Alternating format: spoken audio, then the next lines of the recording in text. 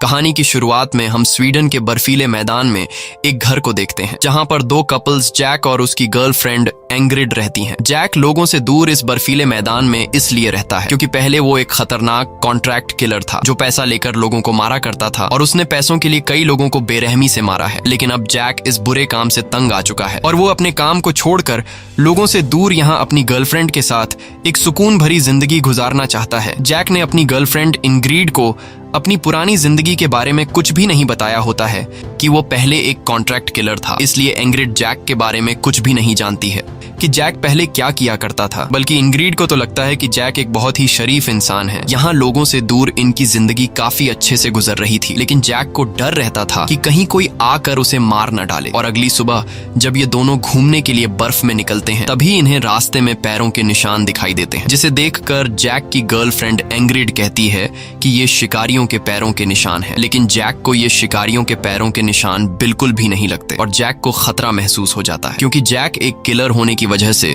ऐसी बहुत सारी चीजें देख चुका था और जैक समझ जाता है कि यहाँ मुझे कोई मारने के लिए आया है। इसलिए जैक अपनी गर्लफ्रेंड से कहता है कि यहाँ से भागो और ये दोनों भागते हुए एक बड़ी सी चट्टान के पीछे आकर छुप जाते हैं। तभी एक आदमी इन पर गोलियां चलाने लगता है और अब जैक का शक यकीन में बदल जाता है कि कोई उसे मारना चाहता है। तब जैक अपनी जेब से एक बंदूक निकालता है और इस बंदूक को इंग्रिड भी देख लेती है। बंदूक देखने के बाद इंग्रिड चौंक जाती है। वो समझ नहीं पाती है कि जैक के पास बंदूक कहां से आई। इसके बाद जैक धीरे धीरे आगे बढ़ता है और एक ही गोली में उस आदमी को मारकर नीचे गिरा देता है। और जैक के इतने परफेक्ट निशाने को देखते हुए इंग्रिड समझ जाती है कि जैक कोई आम इंसान नहीं है। अब यहाँ जैक उस आदमी के पास जाता है और उसकी तलाशी लेने लगता है। इन सब चीजों को देखते हुए इंग्रिड पूरी तरह से कंफ्यूज होती है और जैक से सवाल करने लगती है कि तुम कौन हो और इस आदमी को तुमने क्यों मारा। साथ ही वो कहती है हमें पुलिस को बुलाना चाहिए, लेकिन जैक इंग्रिड को यहाँ पुलिस बुलाने से मना कर देता है। पर इंग्रिड डर के मारे बार बार पुलिस को बुलाने की बात कर रही थी। दरअसल जैक पुलिस को यहाँ इसलिए नहीं बुलाना चाहता था क्योंकि अगर यहाँ पुलिस आती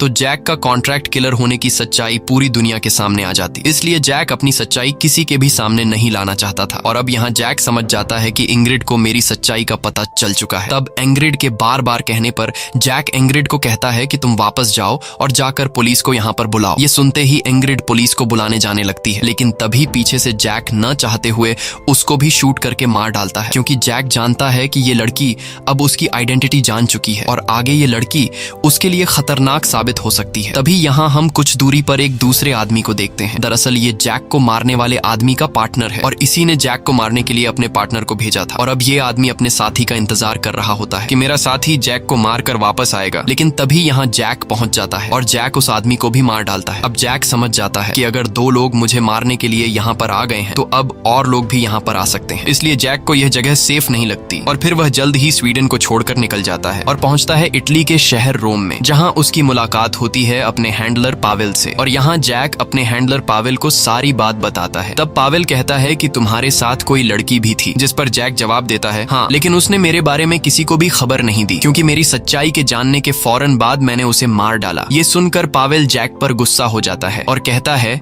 कि तुम जानते हो कि तुम्हारा काम बहुत ही ज्यादा खतरनाक है, इसलिए तुम्हें बिल्कुल अकेले रहना चाहिए। अगर तुम्हारे साथ दूसरा कोई होगा तो वह तुम्हारे लिए मुसीबत खड़ी कर सकता है, इसलिए फिर से दोबारा किसी लड़की के चक्कर में नहीं पड़ना। जैक उसकी बात मान जाता है और पावेल से कहता है कि तुम्हें जल्द से जल्द उन लोगों का पता लगाना होगा जिन लोगों ने मेरे ऊपर हमला किया था। पावेल कहता है कि तुम परेशान मत हो, मैं जल्द ही पता लगा दूंगा, लेकिन तुम यहाँ इस शहर में नहीं रह सकते क्योंकि यहाँ तुम्हारी जान को खतरा है, इसलिए मैं तुम्हें पास के एक छोटे गाँव में भेज रहा हूँ जहाँ तुम सेफली रह सकते हो। इसके बाद पावेल जैक को गाड़ी की चाबियां और एक मोबाइल फोन देता है और कहता है कि मैं इस मोबाइल फोन पर तुमसे कांटेक्ट करूंगा। इसके बाद जैक गाड़ी में बैठकर उस गांव की तरफ निकल पड़ता है और कुछ ही देर बाद जैक उस गांव में पहुंच जाता है। लेकिन यहाँ पहुंचकर जैक को कुछ अजीब लगता है, जैसे यहाँ उसकी जान को खतरा है और साथ ही उस गांव में मौजूद लोग जैक को काफी अजीब नजरों से देख रहे होते हैं। इसलिए जैक को अपने हैंडलर के बताए हुए जगह में रहना सेफ नहीं लगता और वह अपनी गाड़ी मोड़कर दूसरी तरफ जाने लगता है। जैक एक बहुत ही शातिर इंसान था, वो अपना हर एक फैसला काफी सोच समझ के लेता था। इसलिए रास्ते में यह अपने हैंडलर पावेल का दिया हुआ मोबाइल फोन एक नदी में फेंक देता है ताकि उसका हैंडलर पावेल भी उसे मोबाइल फोन से ट्रैक ना कर सके। और जैक एक बड़े शहर में आ जाता है जहाँ वह खुद के लिए एक अपार्टमेंट खरीदता है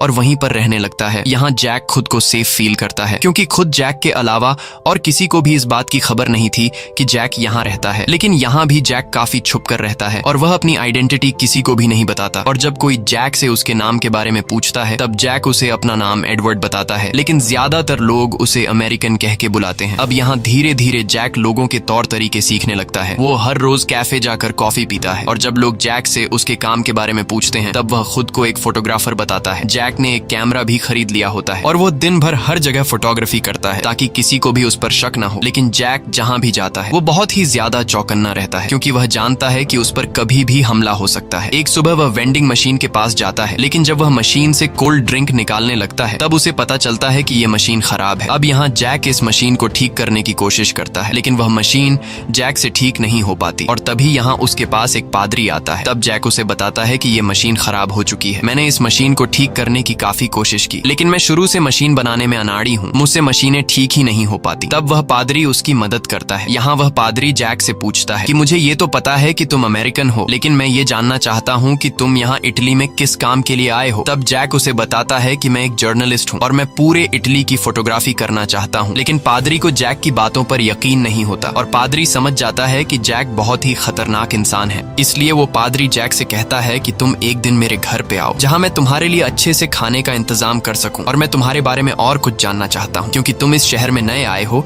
इसलिए तुम मेरे लिए एक मेहमान हो। लेकिन जैक पादरी के घर पर जाने से साफ मना कर देता है और कहता है कि मैं किसी से भी दोस्ती नहीं करना चाहता हूँ। तब वो पादरी कहता है कि मैं एक पादरी हूँ, मैं सारी चीजें देख सकता हूँ, इसीलिए तुम मुझे मना मत करो। और अब जैक समझ जाता है कि पादरी को मुझ पर शक हो गया है, इसलिए वह पादरी से बिना बात किए चुपचाप वहां से चला जाता है। घर आकर जैक को कुछ भी अच्छा नहीं लगता। वो एक्सरसाइज करके अपने मन को शांत करने लगता है, लेकिन अपनी गर्लफ्रेंड को मारने की याद उसे हर वक्त खाए जा रही थी। साथ ही उसे डर था कि स्वीडन में जिन लोगों ने उस पर हमला किया था अब वो लोग यहाँ आकर भी कहीं उसे मार न दे। इसलिए जैक अपने हैंडलर पावेल को कॉल करके उसे उन लोगों के बारे में पूछता है जिन्होंने जैक पर स्वीडन में हमला किया था। लेकिन पावेल जैक को उन लोगों के बारे में बताने के बजाय वो जैक पर काफी गुस्सा होता है और कहता है कि तुम्हारी हिम्मत कैसे हुई फोन फेंकने की, मैं तुम्हें कब से कांटेक्ट करने की कोशिश कर रहा था लेकिन तुम फोन ही नहीं उठा रहे थे, इसलिए इस बार मैं तुम्हें माफ कर रहा हूँ, लेकिन अगर तुमने अगली बार कुछ भी ऐसा किया तब तुम दोबारा मुझे कभी भी कॉल मत करना। अब यहाँ पावेल जैक से कहता है कि मेरे पास तुम्हारे लिए एक काम आया है जो बहुत ही आसान है और उसमें पैसे भी काफी ज्यादा है। तब जैक कहता है कि काम क्या है, तुम मुझे पहले काम के बारे में बताओ। जिस पर पावेल जैक को बताता है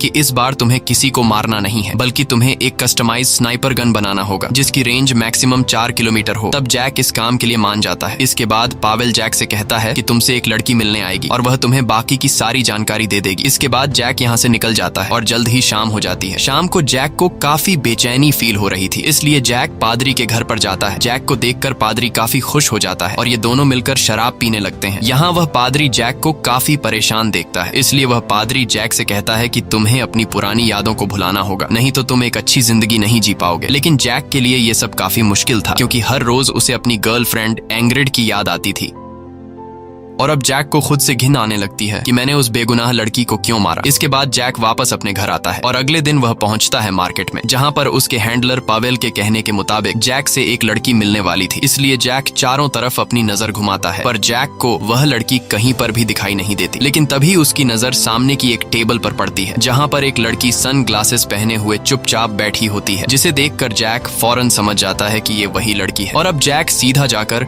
इस लड़की के बगल वाले टेबल पर बैठ जाता है। तभी वह लड़की जिसका नाम मटिल्डा है वह जानबूझकर अपना पेपर नीचे गिरा देती है। तब जैक उसे पेपर उठाकर देता है और पेपर देने के बाद इन दोनों के बीच बातचीत शुरू हो जाती है और यहाँ मटिल्डा जैक को बता देती है कि मैं ही वही लड़की हूँ जिसके लिए तुम्हें एक स्नाइपर गन तैयार करना है। इसके बाद मटिल्डा जैक को सारी जानकारियां देने लगती है कि मुझे कैसा राइफल चाहिए और वह एक एक करके सारी चीजों को लिखने लगता है। तभी जैक देखता है कि दूर से एक आदमी ने इन लोगों पर नजर रखा हुआ है, जिसे देखकर जैक मटिल्डा से पूछता है कि क्या वह आदमी तुम्हारे साथ है। लेकिन मटिल्डा कहती है कि नहीं, मैं अकेली ही काम करती हूँ, मुझे नहीं पता कि वह आदमी कौन है। ये सुनकर जैक की टेंशन बढ़ जाती है और अब मटिल्डा के जाने के बाद जब जैक वापस घर आने लगता है तब वो आदमी जैक का पीछा करता है। ये देखकर जैक का शक यकीन में बदल जाता है कि कोई उसका पीछा कर रहा है और आज जैक अपना रास्ता बदलकर दूसरे रास्ते से घर आता है। जैक ऐसा इसलिए करता है ताकि उसका पीछा करने वाले आदमी को उसके घर के बारे में पता न चल सके। लेकिन अब रात भर उसे नींद नहीं आती क्योंकि उसे लगता है कि वो आदमी मुझे मारने के लिए मेरे घर में घुस गया है और जैक हर एक छोटी सी आवाज पर बंदूक उठाकर बैठ जाता है। अगले दिन जैक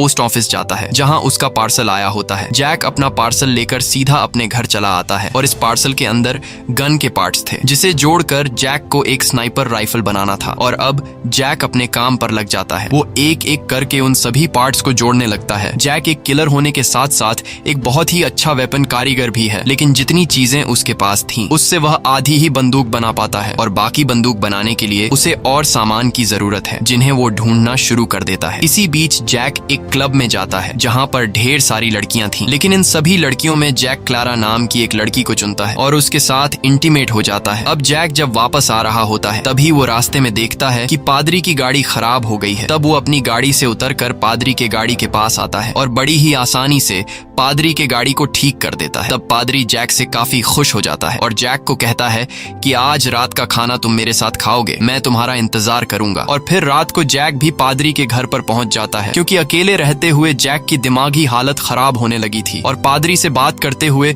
अब जैक को अच्छा फील होने लगता है। इसी बीच जैक को पादरी के घर पर एक तस्वीर मिलती है जिसमें पादरी एक लड़के के साथ खड़ा हुआ था। अब यहाँ ये दोनों खाना खाते हुए इनके बीच बातचीत शुरू हो जाती है। तब जैक पादरी से पूछता है कि क्या आप हमेशा से एक पादरी बनना चाहते थे, आपने कुछ और बनने के बारे में नहीं सोचा? ये सुनकर पादरी हंसता है और जैक को कहता है, क्या तुम हमेशा से एक फोटोग्राफर बनना चाहते थे? तुम्हारा और भी तो कोई सपना होगा। जब तुम पहली बार मुझसे मिले थे तब तुमने कहा था कि तुम मशीनों को बिल्कुल भी ठीक नहीं कर सकते, लेकिन आज तुमने एक ही झटके में मेरी गाड़ी ठीक कर दी। तुम जिस तरह से गाड़ी चलाते हो और बिना किसी से बात किए चुपचाप अकेले रहते हो, ये देखकर बिल्कुल भी नहीं लगता कि तुम एक फोटोग्राफर हो। फोटोग्राफर्स के पास कभी भी इतने पैसे नहीं होते। अब जैक समझ जाता है कि पादरी बहुत ही चालाक है, वो मुझे बातों में फंसाकर मुझसे मेरी सच्चाई निकलवाने की कोशिश कर रहा है। इसलिए जैक बात को पलटते हुए कहता है कि तस्वीर में जो लड़का तुम्हारे साथ है वो लड़का कौन है? जिस पर पादरी बताता है कि यह एक बहुत ही अच्छा लड़का है जो किसी टाइम मेरे साथ रहा करता था, लेकिन अब वो टाउन के बाहर मैकेनिक की दुकान चलाता है। ये सुनकर जैक के दिमाग में एक आइडिया आता है और खाना खत्म होने के बाद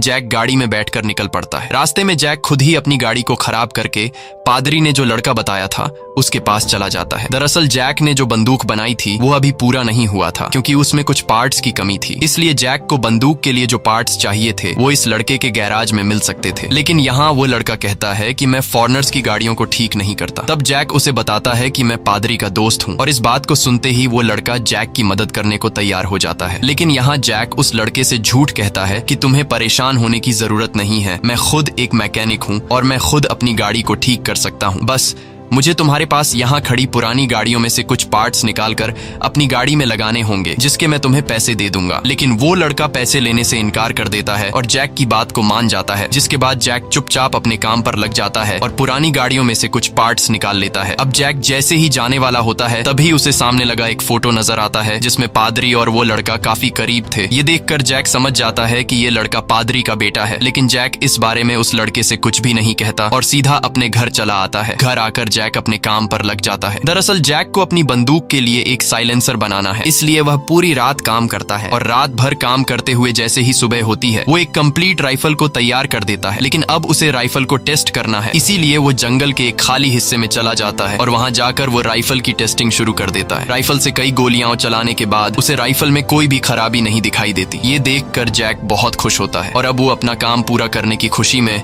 फिर से क्लब आता है। यहाँ जैक क्लब वालों से कहता है कि मुझे क्लारा से मिलना है, लेकिन वहाँ काम करने वाली लड़कियां बताती हैं कि क्लारा आज नहीं आई है, इसलिए तुम किसी दूसरी लड़की के साथ जा सकते हो। लेकिन वो क्लारा के अलावा और किसी दूसरी लड़की से नहीं मिलना चाहता था, इसलिए जैक वहाँ से चला जाता है। अब जैक जब वापस जा रहा होता है तभी वो रास्ते में उसी कार को देखता है जिसमें कई दिनों से एक आदमी उसका पीछा कर रहा था। ये देखकर जैक समझ जाता है कि वो आदमी भी यहीं कहीं आसपास होगा, इसलिए जैक एक कैफे में चला जाता है। तभी वहाँ का वेटर एक एनवेलप लाकर जैक के टेबल पर रखता है और जैक जैसे ही उस एनवेलप को खोलता है तो अंदर उसे न्यूज़पेपर का कटा हुआ एक हिस्सा मिलता है जिसमें उन सारे लोगों की फोटोज थी जिन्हें जैक ने स्वीडन में मार डाला था। ये देखकर वो काफी परेशान हो जाता है और जैक समझ जाता है कि कोई मुझ पर नजर रख रहा है जो मुझे मारना चाहता है। अब जैक को जल्द से जल्द इस शहर को छोड़कर जाना होगा, लेकिन शहर छोड़ने से पहले उसे कैसे भी करके बंदूक की डिलीवरी करनी होगी। इसलिए जैक अपने हैंडलर पावेल को कॉल करके कहता है कि मटिल्डा का राइफल तैयार है। ये सुनते ही पावेल जैक से कहता है कि मटिल्डा नाम की वो लड़की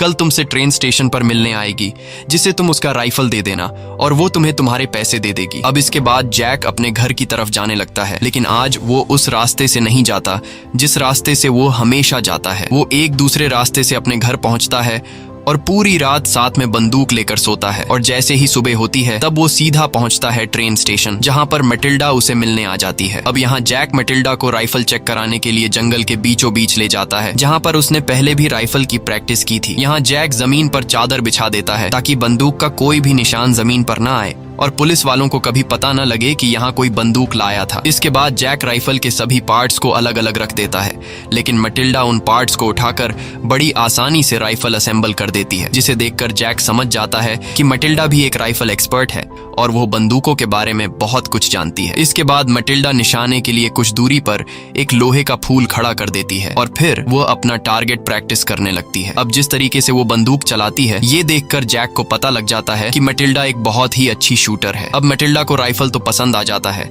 लेकिन वो राइफल के साइलेंसर के बारे में जानना चाहती थी, इसलिए वो सीधा जाकर उस जगह पर खड़ी हो जाती है जहां पर निशाने के लिए उसने लोहे का फूल रखा था और जैक को कहती है मेरे बगल में फूल पर निशाना लगाओ। ये सुनकर जैक हैरान रह जाता है और सोचने लगता है कि मैटिल्डा को मुझ पर इतना भरोसा कैसे है, क्योंकि अगर गोली जरा सी भी इधर उधर चली गई तो वो सीधे जाकर मैटिल्डा को लगेगी। लेकिन मैटिल्डा को इस बात से कोई फर्क नहीं पड़ रहा था, जैसे कि उसने पहले से जैक की शूटिंग स्किल्स को देखा हो। अब जैक मैटिल्डा के बगल से 2 इंच दूर खड़े फूल पर निशाना लगाता है और गोली मैटिल्डा के पास से होते हुए सीधा जाकर उस फूल को हिट कर देती है। लेकिन वो लड़की पास से गोली गुजरने के बावजूद एक बार भी पलक नहीं झपकती और वापस आकर जैक के राइफल की तारीफ करती है कि तुमने राइफल बहुत ही अच्छी बनाई है, लेकिन अभी भी तुम्हें इसमें कुछ एडजस्टमेंट करनी होगी। और जो बदलाव राइफल में लाना था वो सारी डिटेल्स मैटिल्डा जैक को दे देती है। साथ ही वो जैक को आधे पैसे भी दे देती है और कहती है मुझे ये राइफल अगले महीने की पहली तारीख को चाहिए और अगले महीने की पहली तारीख को बंदूक मिलने के बाद तुम्हें तुम्हारे पूरे पैसे मिल जाएंगे। अब ये दोनों जब यहाँ से जाने वाले होते हैं तब मैटिल्डा गोलियों के खोल नदी के पानी में गिरा देती है और जैक जानबूझकर शराब को घास पर गिराने लगता है ताकि अगर यहाँ पर कोई भी आए तो उसे लगे कि यहाँ पर कुछ नॉर्मल लोग आए थे शराब पीने के लिए। तभी एक बटरफ्लाई आकर मैटिल्डा के बाजू पर बैठ जाती है। ये देखकर जैक मैटिल्डा को आराम से बैठे रहने को कहता है और उस बटरफ्लाई की खास बातें बताने लगता है कि ये बटरफ्लाई इतना खास क्यों है। ये सुनने के बाद मैटिल्डा जैक से कहती है आज से मैं तुम्हें मिस्टर बटरफ्लाई कहकर बुलाऊंगी। इसके बाद ये दोनों अपने अपने रास्ते चले जाते हैं, लेकिन जैक काफी परेशान होता है क्योंकि अब उसे फिर से इस टाउन में कुछ हफ्तों के लिए और रुकना पड़ेगा। अब अपनी परेशानी को दूर करने के लिए जैक सीधा क्लारा के पास जाता है जहाँ ये दोनों रोमांस करते हैं। लेकिन जब जैक यहाँ से जा रहा होता है तो क्लारा भी उसे मिस्टर बटरफ्लाई कहकर बुलाती है क्योंकि जैक के कमर पर एक बटरफ्लाई का टैटू बना हुआ था। साथ ही वो जैक से कहती है कि मुझे यहाँ क्लब वालों ने बताया कि कुछ दिन पहले तुम यहाँ आए थे और मेरे बारे में पूछ रहे थे, लेकिन जब तुम्हें पता चला कि मैं छुट्टी पर हूँ तब तुम बिना किसी दूसरी लड़की के साथ वक्त बिताए चले गए और जब भी मैं तुम्हारे साथ रात बिताती हूँ तब तुम हमेशा मुझे ज्यादा पैसे देते हो, इसलिए मैं जानना चाहती हूँ कि तुम ऐसा क्यों करते हो। तब जैक उसे कहता है मुझे स्पेशल फील करवाने की जरूरत नहीं है, तुम जैसा बाकी कस्टमर्स के साथ करती हो मेरे साथ ऐसा कुछ भी करने की जरूरत नहीं है, जैसी तुम हो वैसी ही रहो। ये सब कहकर जैक वहाँ से निकल जाता है और घर आकर बंदूक के काम पर लग जाता है। जैक उस डिजाइन से बंदूक तैयार करने लगता है जिस तरह से मैटिल्डा ने उसे कहा था। एक दिन जब जैक मार्केट जाता है तो वहाँ उसकी मुलाकात क्लारा से होती है जो अपनी एक दोस्त के साथ बाहर घूमने आई थी। अब यहाँ इन दोनों के बीच काफी बातें होती हैं और इनकी बातों से हमें लगता है कि ये दोनों एक दूसरे को पसंद करने लगे हैं। यहाँ जैक कहता है कि मैं संडे को फ्री हूँ और अगर तुम चाहो तो हम दोनों कैफे में मिल सकते हैं, जिस पर क्लारा मान जाती है और वो अपने दोस्त के साथ वहाँ से निकल जाती है। और जैक टेबल पर बैठकर जब कॉफी पी रहा होता है तभी वो अखबार में खबर पढ़ता है कि इस शहर में कोई वहशियाओं को बड़ी बेरहमी से मार रहा है। ये खबर देखकर जैक को क्लारा की फिक्र होने लगती है। अब जैक जब घर वापस आ रहा होता है तभी रास्ते में वो उस आदमी को देख लेता है जो कई दिनों से उसका पीछा कर रहा था। उस आदमी को देखकर जैक जल्दी से एक जगह में छिप जाता है और वहाँ पर अपने जूते निकालकर ऊपर छिपा लेता है। अब जैसे ही वो आदमी जैक को ढूंढते हुए आगे निकलता है तब जैक हल्के कदमों से उसका पीछा करने लगता है और अपना बंदूक निकाल लेता है। जैक अपने जूते इसलिए निकालता है ताकि आगे उस आदमी को मेरे कदमों की आवाज न सुनाई दे। अब जैक जैसे ही उस आदमी को मारने वाला होता है तभी पीछे से कोई मोटरसाइकिल पर आता है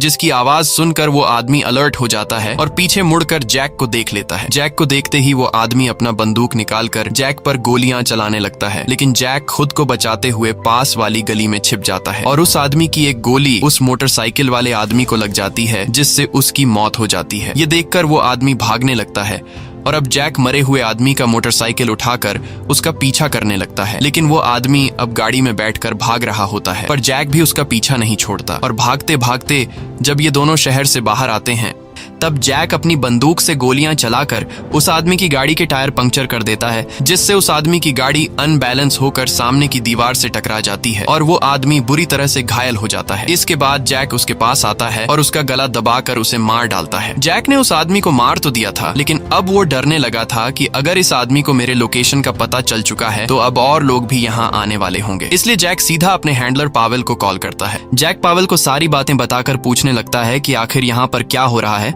तब पावेल कहता है कि तुम हर वक्त अलर्ट रहो, क्योंकि तुम पर किसी भी टाइम हमला किया जा सकता है, और जितना जल्दी हो सके तुम राइफल के काम को पूरा करो, क्योंकि जितनी जल्दी तुम्हारा काम पूरा होगा उतनी ही जल्दी तुम इटली को छोड़कर दूसरी कंट्री जा सकते हो। तब जैक कहता है कि मुझे जानना है कि मेरा पीछा कौन कर रहा है। यहाँ पावेल कहता है कि तुम परेशान मत हो, मैं इस बारे में पता लगा रहा हूँ। ये कहकर पावेल कॉल काट देता है और जैक अपने रूम में सो जाता है। लेकिन उसे रात भर नींद नहीं आती है, क्योंकि बार बार उसे अपने पुरानी गर्लफ्रेंड इंग्रिड की यादें परेशान कर रही थीं।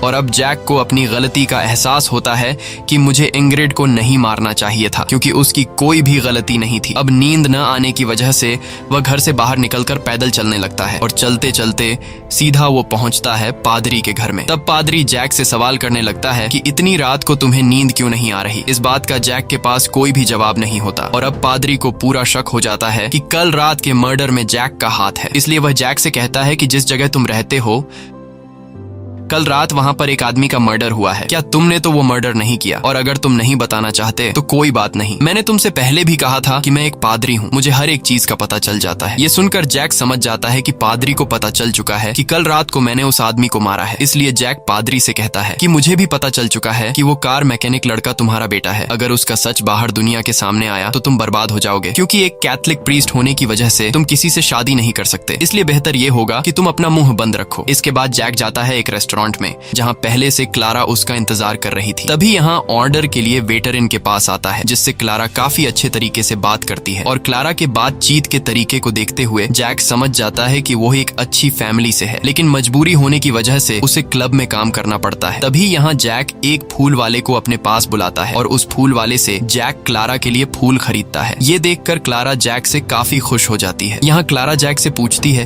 कि क्या तुम शादीशुदा हो? तब जैक जवाब देता है कि नहीं। ये सुनकर क्लारा खुश हो जाती है और कहती है कि बस मुझे और कोई भी जवाब नहीं चाहिए। अब जैक क्लारा के साथ उसके घर में आता है और ये दोनों एक साथ रात बिताते हैं। लेकिन जब सुबह जैक की आंख खुलती है तो वो देखता है कि क्लारा बेड पर नहीं है। ये देखकर जैक परेशान हो जाता है, पर तभी वॉशरूम से किसी की आवाज सुनकर जैक को पता चलता है कि क्लारा वॉशरूम में है। अब मौके का फायदा उठाते हुए जैक जल्दी से क्लारा का पर्स चेक करता है और जब वह क्लारा का पर्स खोलता है तो अंदर उसे एक वेपन मिलती है। ये देखकर जैक को क्लारा पर शक होने लगता है कि कहीं वह कोई जासूस तो नहीं। इसलिए जैक क्लारा का पीछा करने लगता है और जैक देखता है कि क्लारा बहुत सारे आदमियों से मिल रही है।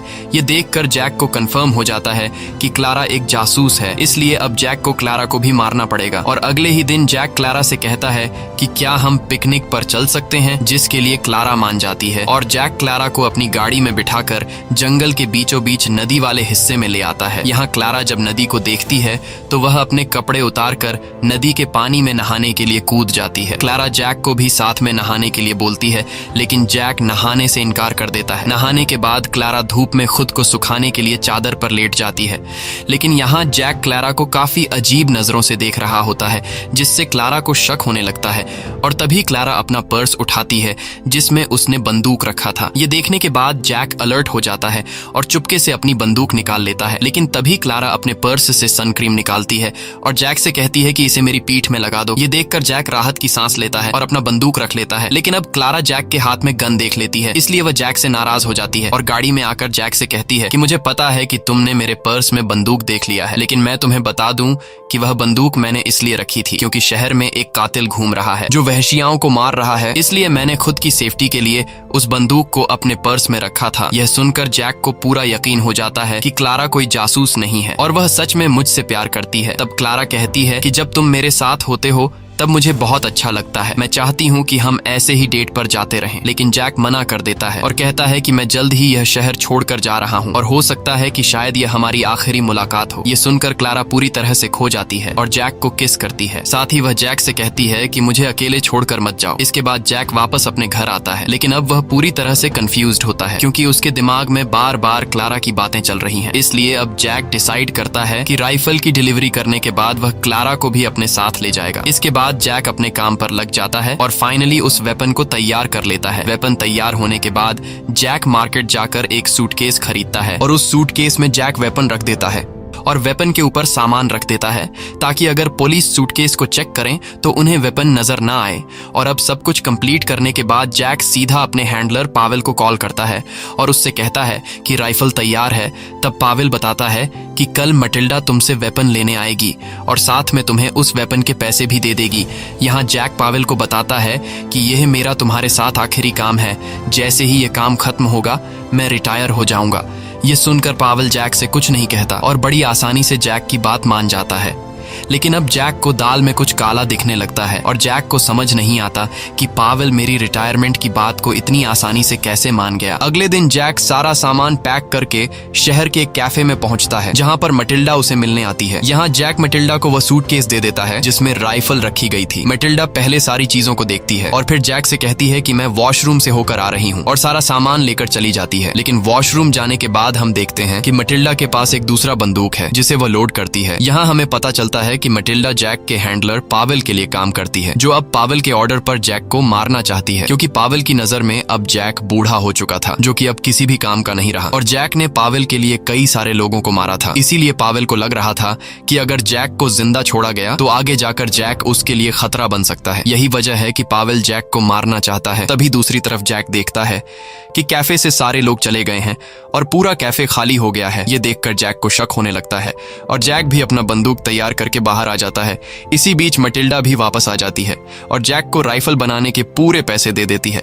अब यहाँ मटिल्डा जैसे ही बंदूक निकालकर जैक को मारने वाली होती है तभी वहां पर स्कूल के बच्चों की गाड़ी आ जाती है। अब इतने सारे लोगों के बीच मटिल्डा जैक को नहीं मार पाती और गाड़ी में बैठकर वहां से जाने लगती है। इसके बाद जैक भी अपनी गाड़ी स्टार्ट करके क्लारा से मिलने जाता है। लेकिन इसी बीच हम देखते हैं कि मटिल्डा जैक की गाड़ी का पीछा कर रही है और तभी मटिल्डा के पास पावेल का कॉल आता है और पावेल पूछता है कि क्या तुमने जैक को मार दिया।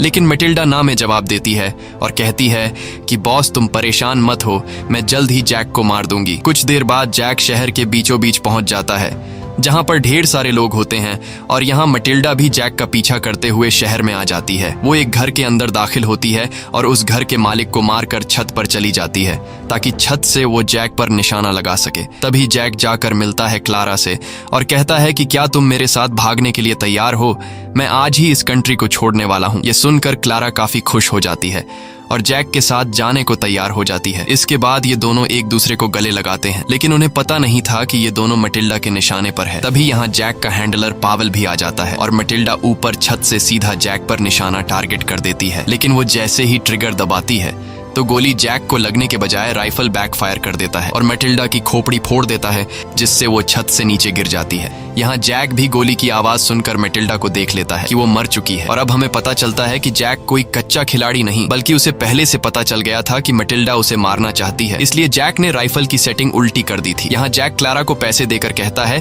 कि मैं किसी काम से जा रहा हूँ, तुम सीधा जंगल के उस जगह पर पहुंचो जहाँ पर हम मिलते थे, मैं जल्द ही वहाँ पहुंच जाऊंगा। इसके बाद जैक भागता हुआ मटिल्डा के पास पहुंचता है और उससे पूछता है कि तुम्हें किसने बोला था मुझे मारने के लिए।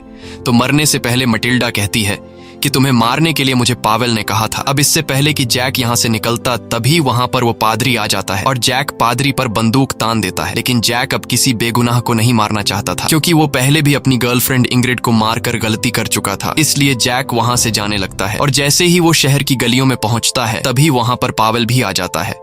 लेकिन अब इससे पहले कि पावेल जैक को मार पाता तभी जैक सीधा पावेल को माथे पर शूट कर देता है जिससे पावेल की मौत हो जाती है। अब जैक पूरी तरह से आजाद था क्योंकि उसने अपने सभी दुश्मनों को खत्म कर दिया है। लेकिन तभी जैक को पता चलता है कि पावेल को मारते हुए एक गोली पावेल ने उसे भी पेट में मार दी है जिससे काफी खून निकल रहा है। अब जैक जैसे तैसे करके गाड़ी में बैठकर क्लारा की तरफ निकल जाता है लेकिन ज्यादा खून बहने की वजह से जैक को रास्ते में चक्कर आने लगते हैं। लेकिन वो किसी तरह करके हिम्मत जुटाकर गाड़ी चलाता है और क्लारा के पास पहुंचना चाहता है क्योंकि जैक मरने से पहले एक बार क्लारा को देखना चाहता है। और ऐसे ही गाड़ी चलाते हुए जैक पहुंच जाता है जंगल में जहां सामने ही उसे क्लारा दिखाई देती है और क्लारा भी समझ जाती है कि जैक मुसीबत में है, इसलिए क्लारा दौड़ते हुए जैक के पास आने लगती है। लेकिन इससे पहले कि क्लारा जैक के पास पहुंचती जैक की वहीं पर मौत हो जाती है। इसी के साथ ये कहानी खत्म हो जाती है। अगर आपको ये वीडियो अच्छी लगी हो तो हमारे चैनल को सब्सक्राइब और वीडियो को लाइक जरूर कीजिएगा।